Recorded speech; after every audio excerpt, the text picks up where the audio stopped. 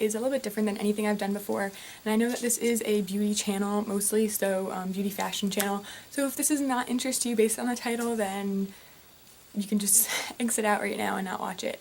But if this does interest you, if this is something that you've dealt with, if this is something that you know someone who's dealt with and you're interested in finding out kind of my experience with it and how I deal with it, then please keep on watching. Okay guys, so as the title says, this is a video about how to deal with anxiety. Anxiety is something that I have dealt with now for about 3 years. It's a really terrible thing to go through. I wouldn't wish it on my worst enemy. I think that it's something that's really hard and a lot of people don't really talk about because people who deal with it and have to handle it don't want to really talk about it because they're embarrassed, or it just kind of makes them have more anxiety knowing that someone knows that they have it, or people who don't have it just don't really understand. So I'm just gonna share my experience with it, how I deal with it, and some tips on maybe things that will help you guys if you suffer from anxiety. So about 3 or 4 years ago, when I moved away from home for school, I started to get pretty sick all of the time, and I ended up getting mono. So when I moved back home, only after a semester of being at school, I was really sick all the time. I had mono relapse, which is a whole nother story, but from that sickness I got anxiety. I would end up going to school and feeling fine, and then halfway through the day feeling miserable, which was part of the mono, but from that mono, even when I recovered, I had anxiety, which is pretty much different for everyone. But, I mean, you can Google the terms and, like, you know, the scientific meanings and stuff like that. But for me, pretty much what it means is that I get super nervous about things that you really don't need to be getting nervous about. Anxiety has kind of got me to make it hard to sleep at night when I know I'm doing something important the next day, or when I know I'm gonna have to be up early, or I know I have a long week ahead of me, or finals are coming up. I just get really nervous, and you get hot sweats sometimes. You can feel like you have a fever, you can feel like you're gonna pass out. I've had panic attacks, which are very terrible. I've experienced that is just terrifying. You just feel like you can't breathe, you're suffocating. It's just really not fun, and I've suffered from all of that stuff. So when it first started, it started out from being sick a lot, and for me, the worst part probably of my anxiety is that it gets me to not have an appetite, which is really bad for me personally because I have a very high metabolism, and I am very thin, underweight. I eat plenty, but it just is something my whole life I've struggled with not being able to gain weight. So when I had anxiety, I would lose my appetite because it's kind of like when you're sick, even though you know your body's being like, you're hungry, eat, you just don't have that appetite and you just don't want to eat anything. And I was suffering that for a very long time. I lost 10 pounds, which doesn't seem, I guess, like that much, but for me it was a really big deal since I only weigh 95 pounds.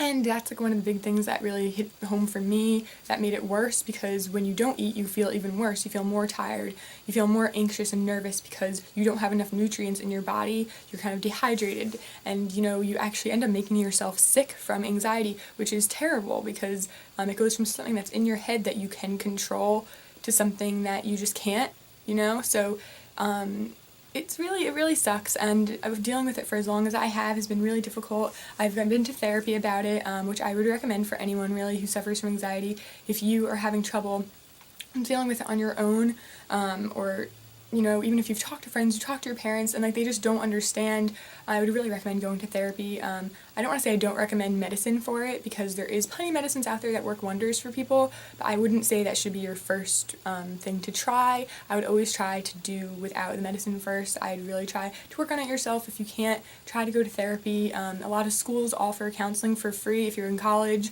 Even high school, your guidance counselor can even help you a bit, or recommend someone who can help you if they can't. So I definitely recommend talking to someone before trying to take medicine for it, because that can cause more problems down the road. But for me, I went to therapy, I talked about a few things. It didn't really seem to be working for me. It was nice to go and talk to someone, but it just didn't seem to be working for me. I felt like for me, what I had to do to help with my anxiety was to keep busy, because I don't know if you guys, if you suffer from it, for me, when I get anxiety, it's because either I have so much going on that I just freak out and I get really nervous about it, and there's just so much to do that I can't really focus. Also, when I have a lot of free time, I get pretty bad anxiety too, because I have time to think about a lot of things, think about my future, think about if this is going to work out, what's going to happen with this, or you just have so much time on your hands that it's hard to not think about things that make you nervous, things about your future. You know, are you going to get that job that you just interviewed for? Are you going to, ever get married and have kids one day? Things that, like, you really don't need to be worrying about right now, things that you don't need to be trying to think about, things that are just going to cause you anxiety and nervousness. Even if you don't suffer from anxiety, these are things that you just kind of worry about, in general. And I just say anxiety is a very heightened level of worrying. I've always worried a lot about certain things. I'm just like kind of pinpoint one thing, think about it kind of too much, and overanalyze it, and that's how anxiety can be. Anxiety is like you thinking, I'm gonna get sick for no reason. Like if you're going on vacation, you're excited about it a week before. For me at least, I'll get really nervous and think, oh my god, I'm getting sick over vacation. Like, what happens when I get sick and I'm like in another state or I'm in another country? What's gonna happen? It's something that's in your head and you can control it. And I know it's hard to think that because my whole time suffering from it until pretty recently, I thought this is something I can't control. It's just something that's in my head. It's a chemical imbalance. I can't control it. It's just gonna keep happening. And part of you, that is true. Part of it is just a part of you now, and you kind of have to accept that it's part of you before you can start to deal with it. So I'd say that's the first thing. You can't tell yourself, this is weird, I'm weird, I'm not normal, other people don't suffer from this, why am I suffering from this? That's a horrible thing to think. You can't think, oh, I should be normal, I shouldn't have this problem, I should be able to just go and do these things without worrying. But that's not true, that's just a part of you. You really just kind of have to accept that before you can begin to deal with it and control it yourself. The first thing I'm going to say to help you out is that when you do get an anxiety attack, panic attack, or just any kind of anxiety at all, your body can't handle that for more than about 5 or 10 minutes. My therapist actually told me that. She said that you ever notice that when you have a panic attack, that 5 minutes later you feel so much better, even though you still are a little shaky and still have that anxiety, you feel so much better after you had that panic attack, because during that panic attack, it feels like you're having this attack for an hour. It's a terrible feeling, but your body can only handle that much panic for so long before it just can't anymore, and it just lets it go. So what you're doing is, while you're having anxiety, is that it's kind of like a mountain. You're slowly getting more and more anxious and more anxious until it hits a peak, and you have a panic attack, you have an anxiety attack, you can't breathe. It's a really, really terrible feeling. You're just panicking, and it's not fun. But when you get to that peak, you immediately go down. During those 5 minutes, it feels terrible, but your body really can't handle that for more than about 5 minutes. So right after that, you will start to go back down and feel much, much better. The reason I actually decided to make this video was because I did have a panic attack about 2 days ago or 2 nights ago, which is a time that really I struggle with, is going to sleep. My most often panic attacks happen at night before I have something important to do the next day. If I was on vacation for 2 weeks and I'm going back to school or going back to work or something, that's usually when it happens. I know, okay, Monday morning I have school or work, so Sunday night I end up having a panic attack before going to bed, because I think, you try to convince yourself, it's no big deal, I'm just going back to work or school, I do it all the time, it's not a big deal. But for some reason, that there's something that's causing that anxiety for you. But what I do to help kind of control it is just tell myself that there's no reason to be worrying. There really isn't.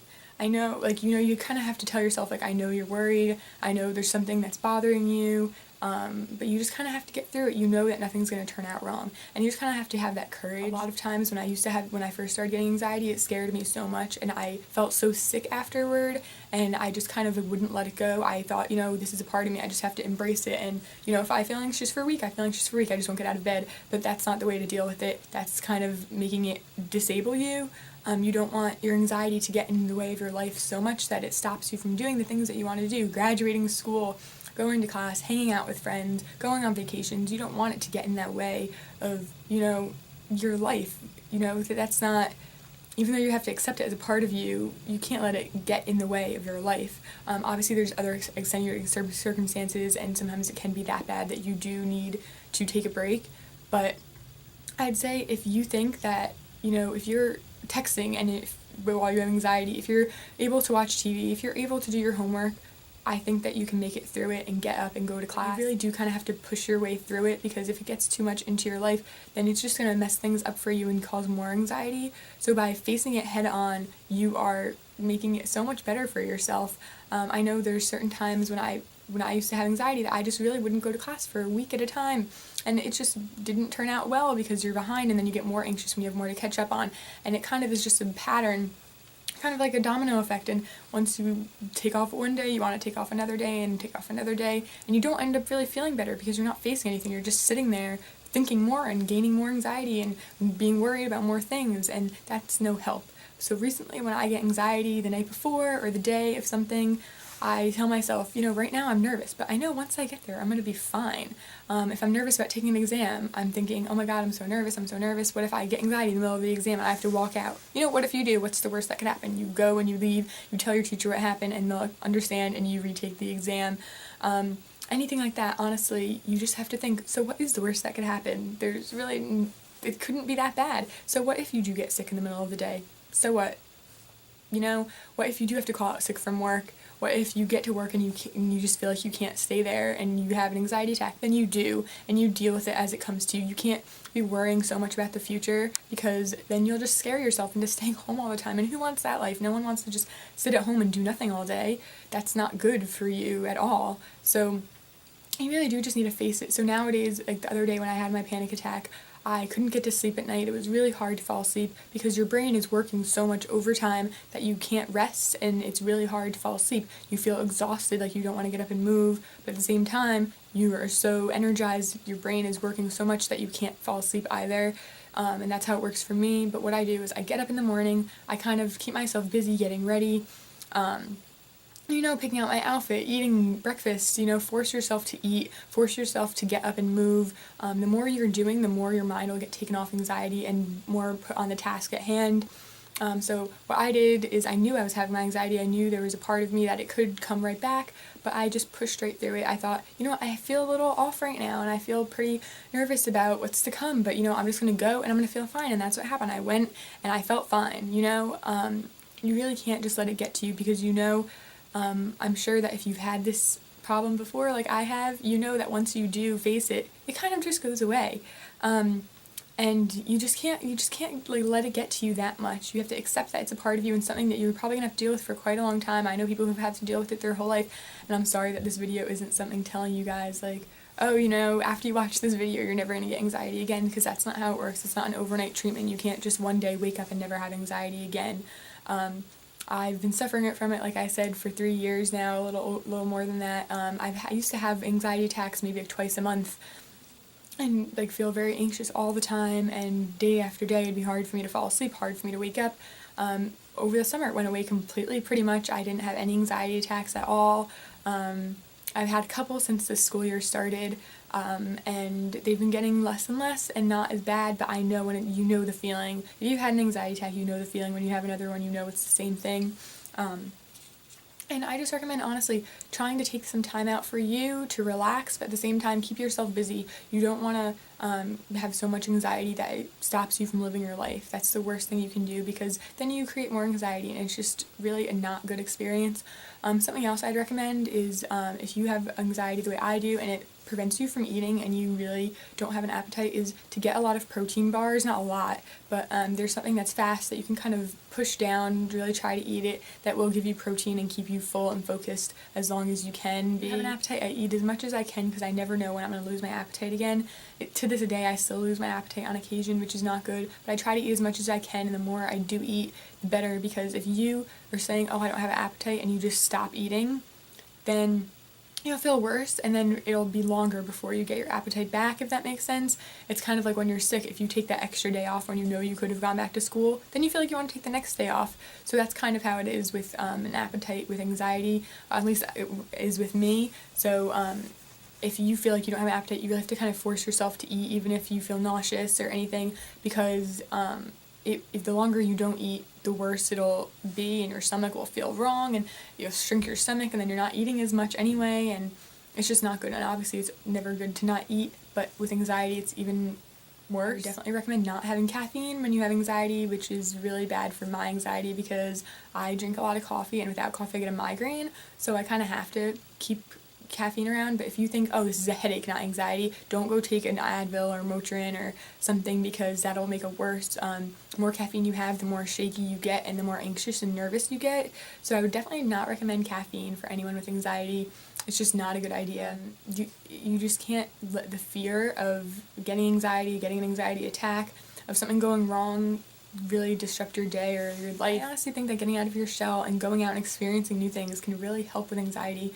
I'm not going to say it's going to make it go away, and if you go experience a couple things for a month that you're just going to feel so much better, but you could, and it's a slow process to kind of move out of that terrible feeling that anxiety can give you, but I think that it's worth trying.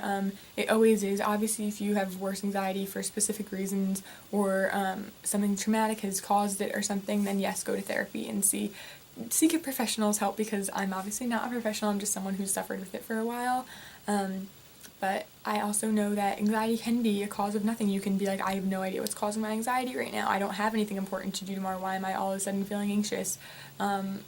You know, sometimes that's just the way it is, and you just have to take your mind off of it. What I do is when it's hard for me to fall asleep at night, sometimes this doesn't work, but a lot of the times it does. When it's hard for me to fall asleep and I'm constantly thinking about the next day and, you know, all these things that I'm nervous about, I kind of just put Netflix on, I watch some YouTube videos, take your mind off of it, focus on something else, clean your room, vacuum, you know, do anything that you can.